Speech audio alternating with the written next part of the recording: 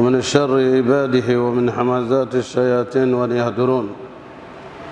نعوذ بالله الذي يمسك السماء أن تقع على الأرض إلا بإذنه من شر ما خلق وذرى ومن شر الشيطان وشركه. أعوذ بالله السميع العليم من الشيطان الرجيم. بسم الله الرحمن الرحيم. إن الحمد لله نحمده ونستعينه ونستهديه. من يهده الله فهو المهتدي ومن يضلل فلن تجد له وليا مرشدا. نشهد أن لا إله إلا الله ولي الصالحين ونشهد أن محمدا عبده ورسوله. اللهم صل وسلم على المبعوث رحمة للعالمين محمد بن عبد الله وعلى آله وصحبه وسلم. اللهم ألهمنا رشدنا مراشد أمورنا ونعوذ بك من شرور أنفسنا وسيئات أعمالنا. ربنا اتم لنا نورنا واغفر لنا إنك على كل شيء قدير. Chers frères et sœurs, Allah subhanahu wa ta'ala nous dit dans le Saint-Coran, Bismillahir Rahmanir Rahim, wa zakir fa inna zikra tanfa'ul mu'minin. Rappelez, car le rappel est utile aux croyants sincères. En effet, aujourd'hui, nous allons parler de ce qu'on appelle la tauba, la demande du repentir, ou le repentir en fait. Il s'agit donc de la demande de pardon et savoir son importance dans les relations entre le musulman et son Seigneur Allah. La demande de pardon a une grande importance. Demander pardon à Allah. Et cela est d'autant plus actuel et factuel que les péchés sont devenus très nombreux. Les pécheurs sont très nombreux. En fait, si l'on se réfère au hadith du prophète sallallahu alayhi wa sallam, il nous dit كل بني آدم خطاؤون وخير خطائين التوابون. Tout être humain, chaque enfant d'Adam est sujet à commettre des péchés. Le meilleur d'entre eux, c'est celui qui revient à Allah avec un repentir sincère.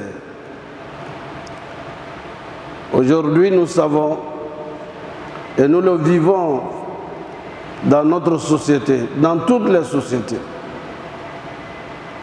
Le péché,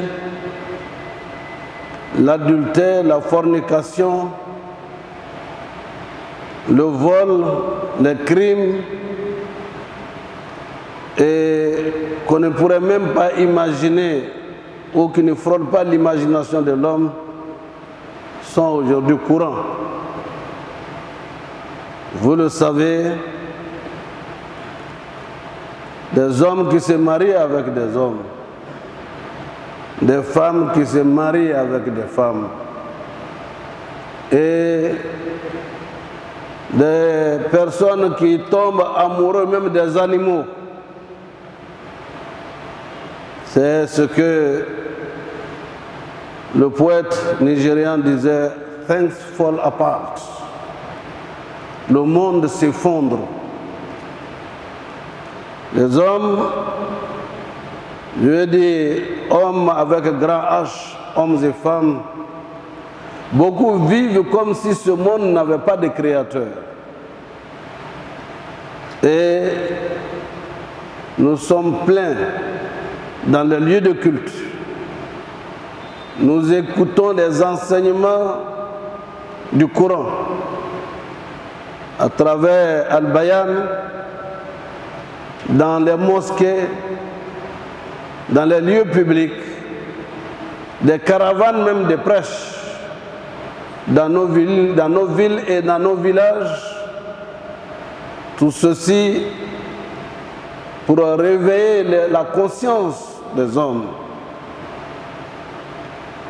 Et un phénomène apparaît ou est apparu ces 20 dernières années c'est le fétichisme, l'achat de la voix du Satan et des fétiches, l'achat de la sorcellerie avec 100 francs ici à Bobo.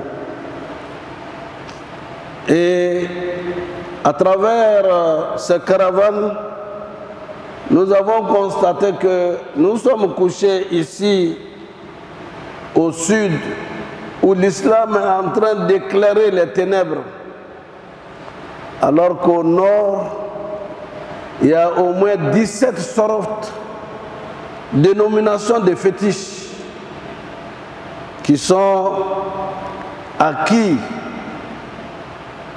par des francs symboliques, aller se vendre au Satan, en se disant que cela peut vous apporter quelque bonheur que ce soit. Rien de tout cela n'est possible. Allah subhanahu wa ta'ala nous a donné cette religion pour que nous suivions la voie d'Allah. Il nous a donné un modèle. Le modèle parfait, son envoyé Muhammad sallallahu alayhi wa sallam.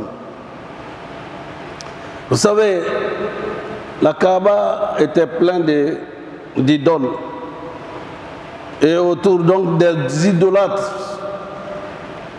Et quand le prophète sallallahu alayhi wa sallam est venu avec la foi en Allah, l'unique, sans associer, Allah subhanahu wa ta'ala a accompagné le prophète en lui disant wa qul jaa al-haqq wa zahaqa al-batil inna al-batila kana zahuqa. Dit, la vérité est venue, le mensonge est parti et le mensonge est destiné à disparaître, à partir. La Kaaba a été nettoyée et purifiée de tout ce qui était idole et tous les idolâtres se sont convertis à l'islam. Et cette lumière est venue donc d'Orient pour faire une première visite en Éthiopie, Habasha, où le roi, après avoir écouté le message parfait de l'islam, s'est converti à l'islam. Que cela est différent de ce que nous pratiquions comme religion, avec des similitudes, mais la vérité absolue est venue. Pourquoi alors l'Afrique qui a connu l'islam depuis le 7e siècle, où nos populations sont à 67% musulmanes en Afrique, le reste c'est les autres religions. Aujourd'hui encore, les statistiques montrent que l'islam est la religion la plus pratiquée dans le monde. Il y a 30 ans, je passais à Paris au bureau de la Ligue mondiale islamique. On disait qu'il y avait 425 mosquées à Paris-Ville, sans compter le reste des mosquées dans les différentes régions. Ne soyons pas les premiers dans l'islam et devenir des derniers dans la pratique et l'observation de l'islam. Donc, chers frères et sœurs, face à cette calamité qui guette la foi de ceux qui sont des croyants sincères et qui pratiquent, il est bon qu'on revienne sur les péchés et l'importance du pardon, du retour à Allah, pour que ce vent qui vient de nous ne savons d'où puisse passer sans faire autant de dégâts pour nous et les générations qui arrivent. Allah subhanahu wa ta'ala nous a créés et nous a demandé d'adhérer à sa religion. Et il nous a assigné une destination. Cette destination, c'est le paradis. La condition est d'adorer Allah et de ne rien lui associer. peut se tromper, mais il est bon de revenir à la religion de la pureté, la religion du bonheur total, la religion qui nous amène à être parmi les amis d'Allah et avoir sa clémence, clémence qui nous conduit au Jannatul Firdaus. Ainsi donc, chers frères et sœurs, repentons-nous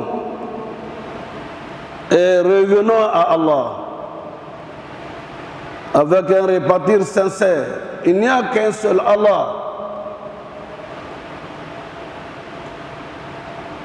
Quand le Seigneur de monde nous dit que nous sommes les meilleurs des créatures, c'est par rapport à notre soumission au Dieu unique, Allah. Et non avoir des secours, un bout de bois ou des incantations qui sont autres que les enseignements que nous avons reçus de l'islam. Chers frères et sœurs, il est donc bon et mieux que nous revenions à cette religion. Je le disais dès l'entame du sermon, Kullu bani Adam khata'un wa khayru khata'in tawwabun. Tout être humain est sujet à commettre des péchés, des erreurs, de se tromper. Mais le meilleur de tous, c'est celui ou celle qui revient à Allah avec un repentir sincère, en prenant un engagement. Et cette exhortation vient d'Allah. Wastaghfirullah, inna Allah kana ghafuran rahima. Demande pardon à Allah. Certes, Allah est pardonneur par essence et par excellence. Il est le miséricordieux par essence et par excellence. On trouve beaucoup de versets de cet ordre et beaucoup d'enseignements du prophète sallallahu alayhi wa sallam qui nous dit ceci, lui-même le concernant. Il arrive à mon cœur de se voiler et je demande certes pardon à Allah dans la journée au moins 100 fois. Oui, le prophète lui-même, qui n'avait pas de péché, Allah subhanahu wa ta'ala lui a pardonné tous les péchés et toutes les erreurs.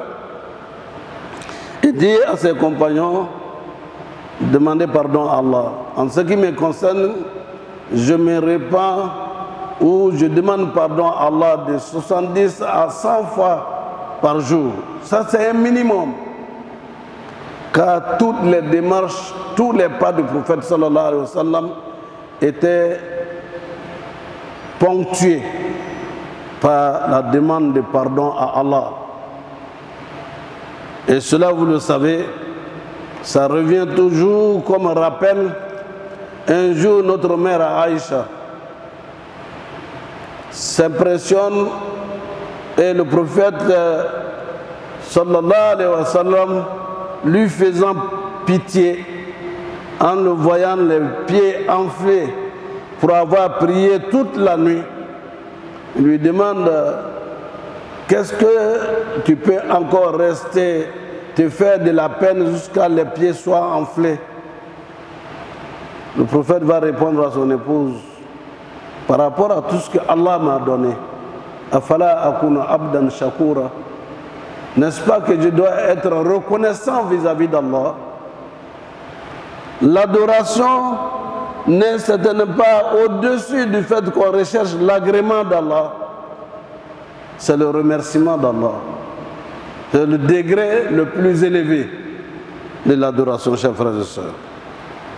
Et le prophète dira encore, sallallahu alayhi wa sallam, par celui qui tient mon âme entre ses mains, si vous ne commettiez pas de péché, le Seigneur demande à Allah, vous feriez disparaître et remplacer par d'autres peuples qui pêchent, puis demandent pardon au Seigneur du monde pour leur pardonner. La demande de pardon a une grande importance dans la vie du musulman, car les mérites du pardon sont multiples et les bénédictions qui l'accompagnent sont abondantes.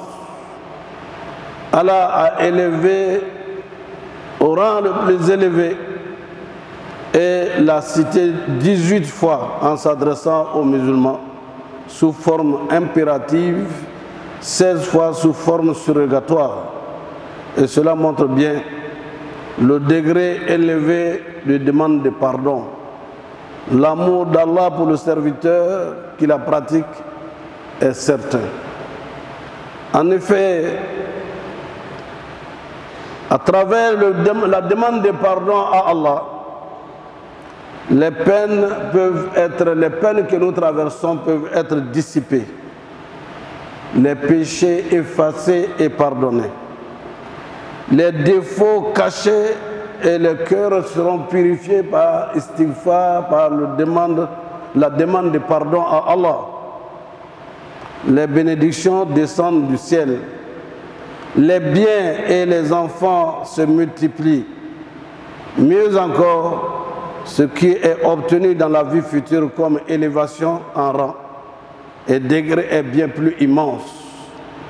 Vous voyez ici l'importance et l'abondance qui suit la demande de pardon à Allah.